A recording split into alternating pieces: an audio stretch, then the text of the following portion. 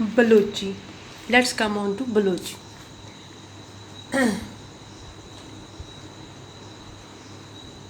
Balochs before this Arab time period were divided into different clans and tribes, and the task of those clans and tribes was to fight for honor, fight for territory.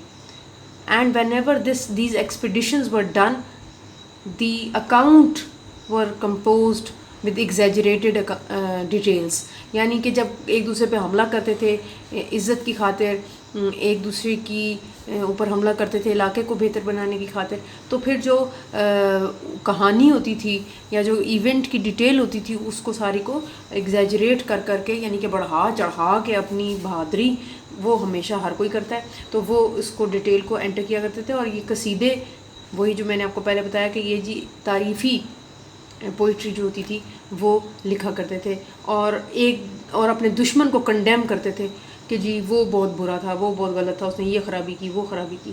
تو جو ایسی poems تھیں ان کو حجوے یہ لوگ کہتے ہیں. ان کی زیادہ تر پوئٹری میں ہی کام ہوا ہے، نریٹڈ یا پھر جو آپ کہہ لیں کہ جی پروز رائٹنگ ہے اس کے اندر کام اتنا زیادہ نہیں ہوا ہے. پھر اس کے بعد انہوں نے جتنی بھی پوئٹری ہے وہ ہارٹ بائی ہارٹ جو ہے وہ سینہ بسینہ جو ہے چلتی چلی آ رہی ہے، لیکن وہ کوئی ریٹن فارم نہیں ہے. اور most of that category that they have worked on is epic poetry.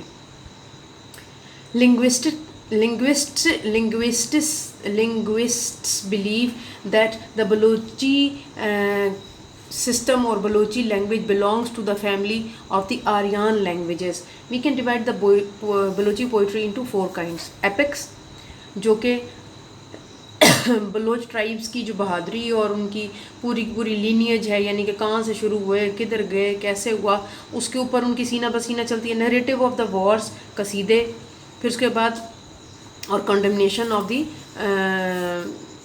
Enemy, حجویات. پھر رومانٹک پوئمس کے لیرکس، غزلس، اور ethical poems that the lullaby, لوریز اینڈ دا رومانٹک سانگس، متاق ایکسیٹرا. لالابائی سانگس ہوتے ہیں جیسے چھوٹے بچوں کو آپ اپنی کلچرل سٹوریز جو ہیں وہ نظم کی شکل میں سناتے ہیں. ایلیجیز دیٹ از مرثیہ، جب کوئی مرتا ہے تو آپ اس کی جو دکھ میں شعر و شاعری کرتے ہیں وہ مرثیہ کہلاتا ہے. جیسے حضرت امام حسین رضی اللہ تعالیٰ عنہ کی شہادت کے اوپر مرثیے پڑھے جاتے ہیں.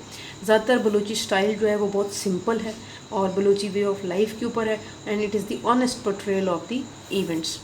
Golden period of the Balochi literature, it came very late because most of the Balochi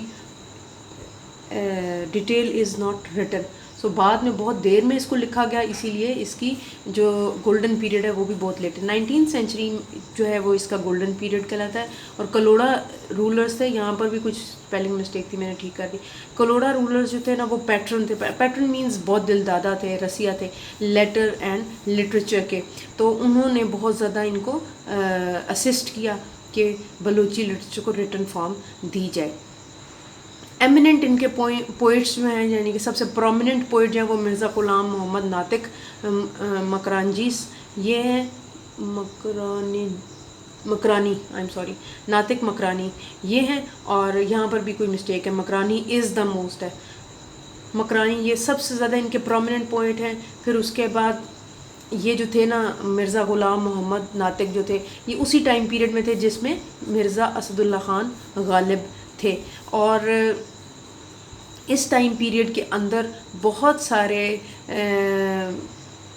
writers نے بلوچ سانگز اور بلوچ لٹریری ورک کو ریٹن فارم دی، جن میں یہ نام ہے لیک میئر، لانگورتھ ڈیمز، جماعت رائے، ہیتو رام. ان سب نے بلوچی کلچر کو اور بلوچی لٹریچر کو ریٹن فارم دی.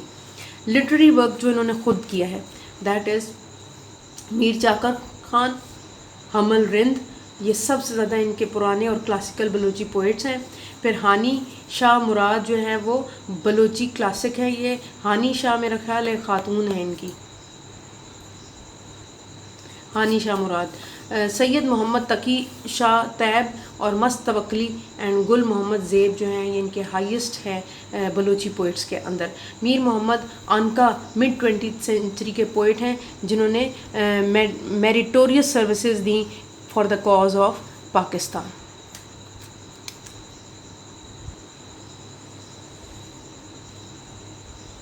پاکستان موومنٹ کے ٹائم پہ.